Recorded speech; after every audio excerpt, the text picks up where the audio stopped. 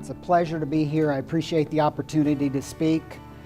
See lots of folks I know, so it's good to be among, I think, friends. So but it is a pleasure. So I am going to talk generally and then be available for questions that you all may have. So Mark Twain said that before you start a talk, what you need to do is you need to tell them what you're going to tell them, then you tell them, and then you tell them you're done. So now, first I'm going to tell you what I'm going to tell you. I'm going to have two main topics, and they're going to bleed over into each other a little bit. But first is what I understand and observe about general societal trends, and the second is trends in power generation and electricity delivery specifically. So again, it'll sort of bleed into each other. So now I'm going to tell them. The first, with respect to general societal and world trends, is population growth. The world has about 7 billion people in it, and of that, about 5 billion have electricity. So you've got roughly 2 billion people right now who don't have electricity, who would like electricity. And then with respect to growth, people project that the growth is going to be so by 2050 we're going to have somewhere around 10 billion people. And so what you see are about a 75% increase in folks in the world who will need or want electricity over the next 20 or 30 years, which is just huge. And these are just, right now these are not related to each other. These are just trends and observations that I see that are impacting us and will impact us in the future. With respect to natural gas, no one is projecting that the price of natural gas is going to jump up anytime soon.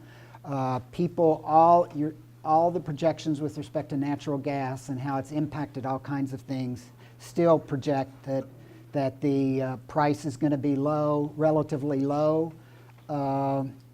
Now, all the experts, of course, miss the whole fracking and the natural gas boom. So take that for what it's worth, but no one at this point is thinking that there'll be a precipitous increase in the price of natural gas. Technology. I'm getting to the age where I just bought a car about a year ago, a new car, and I've decided that the next time I get a car, it's going to be driverless, so that I won't have to worry about bumping into people or being worse with the car. And I think that's, we're moving in that direction, which is, hard to believe, but it is. With respect to information technology, you have no further than to look to Facebook and those sorts of things. And let me tell you a story. So my son got married. He went to schools here in Lexington, came out of the Spanish immersion program, fluent in Spanish, went on a mission trip to Guatemala, and met a young Mayan woman from semi-rural Guatemala, ended up marrying her.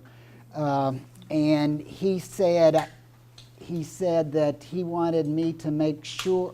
I had a meeting, and I'll get into this a bit, with some Facebook folks thinking about trying to get them to Kentucky for data center. But he said, my son said at the wedding, and you got to picture this, the wedding was in a rural area. The roads were dirt, and I was sitting beside him, and I was getting ready to go to Facebook's headquarters. And he said, Pop, he said, you need to tell them that if it wasn't for Facebook and Facebook's Messenger, that we wouldn't be married. Because he had to leave after he met her, and they communicated through Facebook. Additionally, another example, and it involves him as well, when I got sworn in as chairman of the PSC, he was living in Guatemala. And so what we did was we Skyped him onto a screen so that he could see me getting sworn in, and we could see he and his wife and dog. So, I mean, there's millions of examples of the information technology. One interesting thing that may not be quite as obvious as some of the others are that the lines are getting blurred between customers and suppliers, where you have customers are wanting to do their own thing, and they're doing supplying, whether it's B&B or Uber. So that's one thing. The other thing is customers want choices generally. They want information, they want to make decisions, they want as many choices as are given to them. And in fact, there's a term that's bantied about a little bit called prosumer, to talk about the producer-consumer aspect in society generally. Another sort of point is that that the price of a lot of the new technology is dropping.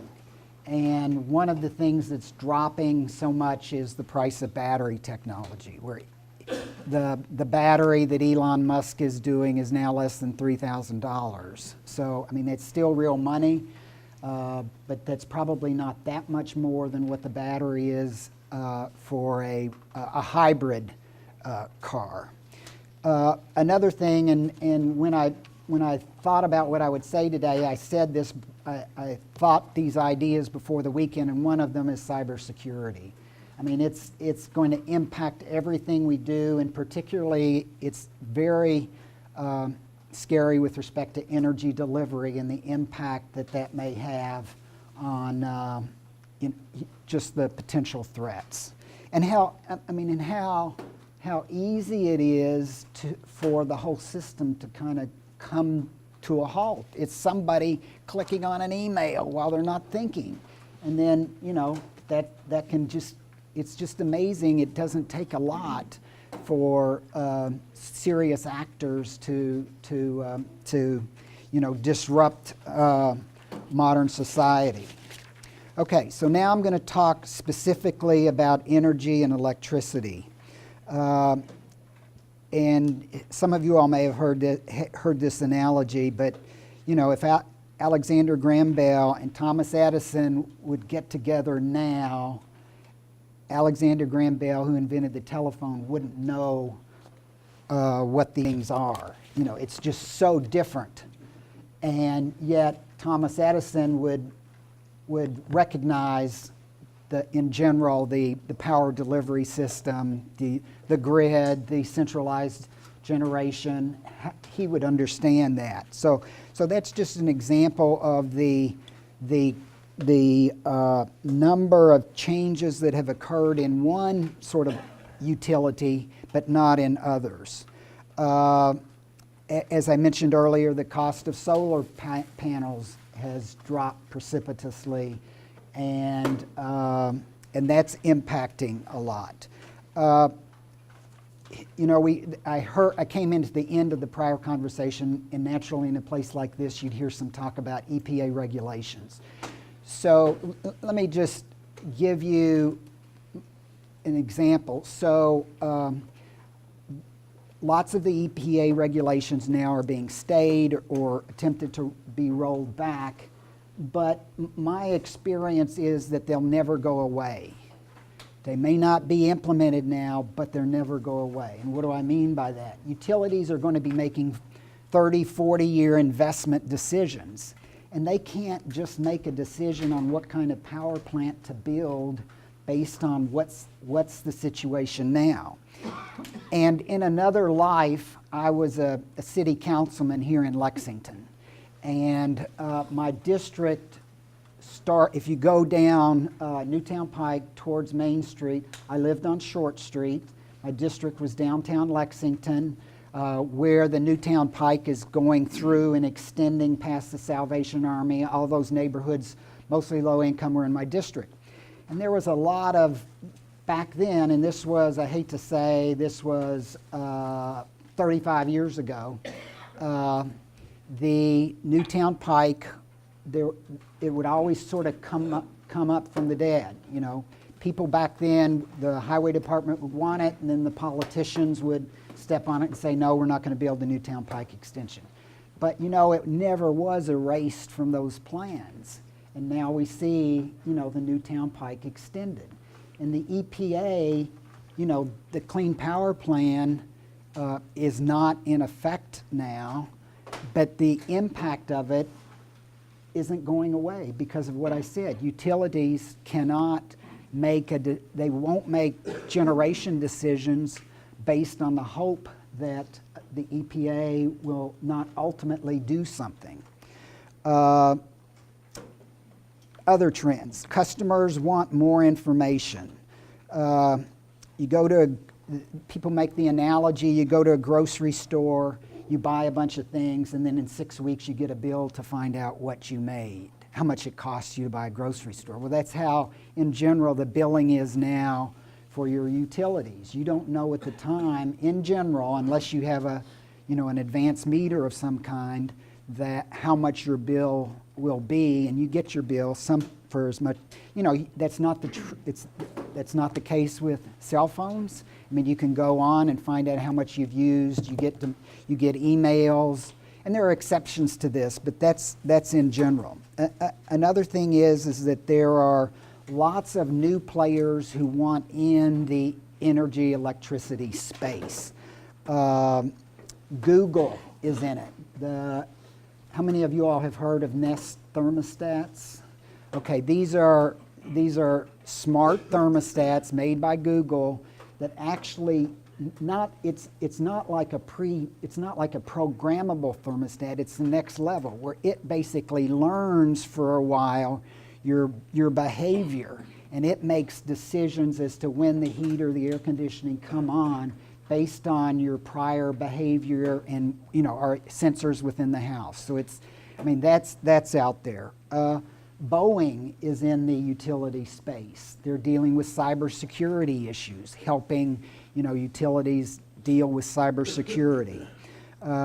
There's how many of you all are KU customers? Okay, and you know how at the, David Cruz? Okay, all right. Pardon? Yeah. So, so at the on your bill, or you get it by a separate insert, you see this little thing where it compares you to your neighbors, and that's done by a company called O-Power, which was just bought by Oracle. But there are lots of new entrants interested in getting into the electricity space. I've got a client that has a company that is doing billing now for utilities, but on those same bills, they have the ability to sell them RECs, renewable energy credits, if the people want to buy those, or if they want to buy some, you know, a Nest thermostat, for example. So there are lots of private companies, the, you know, entrepreneurs who are wanting to enter into the utility space, and it's changing, and it'll change even more dramatically going forward what the future will look like in the electricity space. You know, some of the things I said before, like prosumer, well, those who have AMI meters, advanced metering infrastructure, have two-way communication, so you communicate to the utility knows, and then it has the ability digitally to communicate back.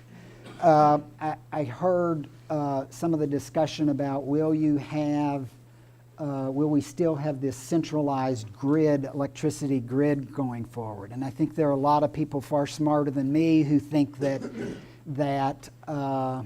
we'll have both a distributed grid in part, and we'll have the centralized grid. So it won't be one or the other. You'll see increased what they call microgrids, and some of those exist already, like some hospital campuses or universities, or in Kentucky, we've got a co-op, Nolin, that works with the Army at Fort Knox, because they're interested in making sure they're sustainable in the event of a cyber attack, or that they have the ability to produce electricity. So you're going to see both. You're going to see the centralized grid because it's the most efficient, but because of all these other trends, you're going to see far more distributed generation, and then individuals, you know, solar panels, that sort of thing. And I already indicated that you know, battery technology is getting cheaper and cheaper, and I know everything starts in California, and I, you know, take that with a grain of salt, but there they have already had cases dealing with the effectiveness of batteries, battery technology in the electricity system. Customers have, in spite of all these changes, or maybe because of them, customers have little tolerance for reliability issues. Ask any of your utility friends who are in the room, and they you know, have very little tolerance for that.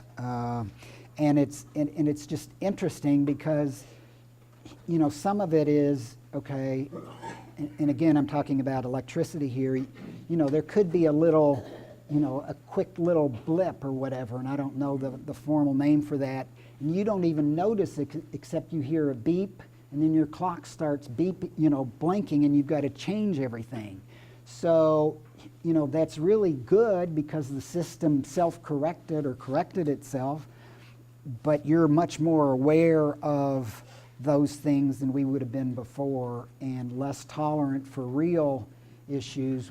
And of course, you know, we want it all. We want our trees in our backyards, and we don't want them cut down by the utilities, but we also don't want any power outage because the trees have knocked down power lines.